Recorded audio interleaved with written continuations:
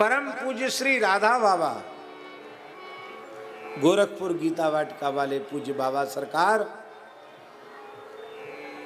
देश की स्वतंत्रता आंदोलन में उन्होंने भाग लिया था। वे एक क्रांतिकारी थे और अंग्रेजों ने उनको बहुत सताया। जेल पर उन पर कितने अत्याचार हुए। अंग्रेज, क्रूर सिपाही अंग्रेज जूता पहनकर उनकी छाती पर कूद जाते थे। आप उनके चरित्र को पढ़िए। इतना सताया, उनको लगता था कि मेरे प्राण निकल जाएं। प्राण क्यों नहीं निकलते? इस यातना से, इस यातना को भोगने की अपेक्षा मर जाना अच्छा है। उस समय साक्षात भगवान शिव पार्वती उनके सामने कारागृह में ही प्रकट हो गए। कहा, तुम्हारे दुख की निवृत्ति सन्यास लेने से होगी, तुम सन्यास ले लो। तो उनके मन में अंग्रेजों के प्रति बहुत द्वेष था। और उस समय देश में अंग्रेजी शासन था, गुलामी थी, बहुत द्वेष था। जैसे कोई गोरा दिखता क्योंकि आग लग जाती थी। तो उनके मन में आया कि यदि भेद दृष्टि मेरी मिटी नहीं है तो न तो मुझे ज्ञान हुआ न मुझे भक्ति हुई। तो भेद दृष्टि सर्वत्र भगवत दृष्टि के लिए मुझे क्या करना चाहिए? तो बड़ी सुंदर बात है पिताजी। वो कलकत्ते में गंगा के किनारे भिखारियों के बीच में जाकर बैठ जाते बाबा। तो भिखारी दूसरे नए भिखारी को बीच में बैठने नहीं देते हैं, वो बड़ा अपमानित करते हैं। पहले तो भिखारियों से अपमानित हुए, अब खूब अपमान किया पर वो हिले नहीं, बैठे रह गए। बाद में जो कुछ चढ़ता उसको उठाते नहीं, उसको अगल बगल वाले कोई देके और उठ के चले जाते। तब भिखारी बड़े खुश हो गए, अरे इसको तो पास में बिठाने से बड़ा फायदा है। जो धेला पाई चढ़ेगा, जो कुछ माल मिठाई चढ़ेगी, वो सब हमको ही मिल जाएगी। ऐसे बैठे राम राम करते रहते। ध्यान दें, पवित्र ब्राह्मण कुल में जन्म लिया था,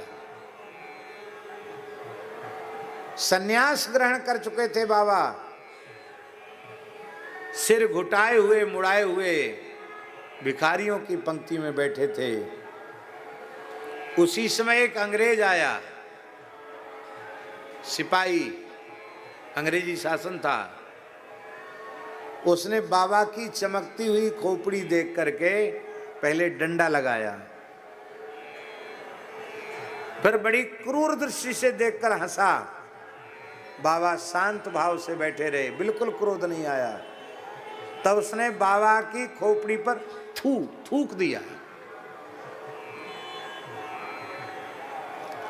उस समय बाबा मुस्कुराए और मन ही मन बोले, काले बन के आओ चाहे गोरे बन के आओ, हम आपको पहचानते हैं, आप हो तो हमारे ही।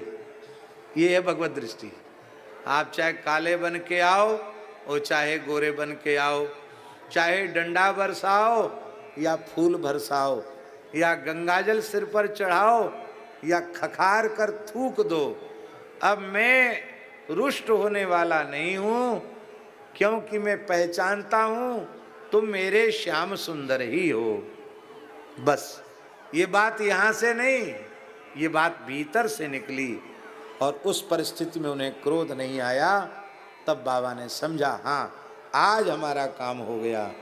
और इसके बाद फिर कभी बाबा को भिखारियों के बीच में बैठने की आवश्यकता नहीं पड़ी। ऐसे ऐसे महापुरुषों ने साधन किया है।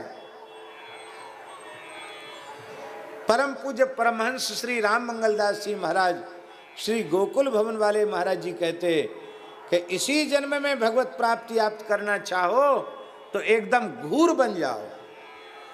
कोई 1000 गाली दे तो उफ मत करो, कोई 1000 जूते गिनकर मारे तो चुपचाप सहन कर लो, मुस्कुराते रहो। यदि तुम ऐसे हो जाओगे तो राम जी तुम्हें मिल जाएंगे, तुम्हारे पट खुल जाएंगे, इसी जन्म में तुम्हारा काम हो जाएगा। वैष्णव के, भक्त के, संत के लक्षण में सबसे पहला लक्षण है तितिक्षवा, वे सहनशील होते हैं।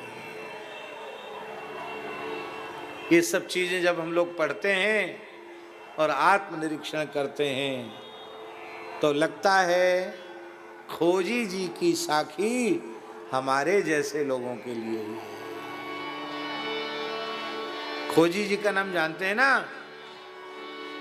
बामन द्वारों में एक द्वाराचार्य रामानंद संप्रदाय के खोजी जी महाराज, जिनके द्वाराचार्य पीठ पर परम पूज्य श्री नारायण दास जी महाराज त्रिवेणी वाले महाराज जी विराजमान रहे, अभी उनके शिष्य खोजी द्वाराचार्य के रूप में विराजमान हैं।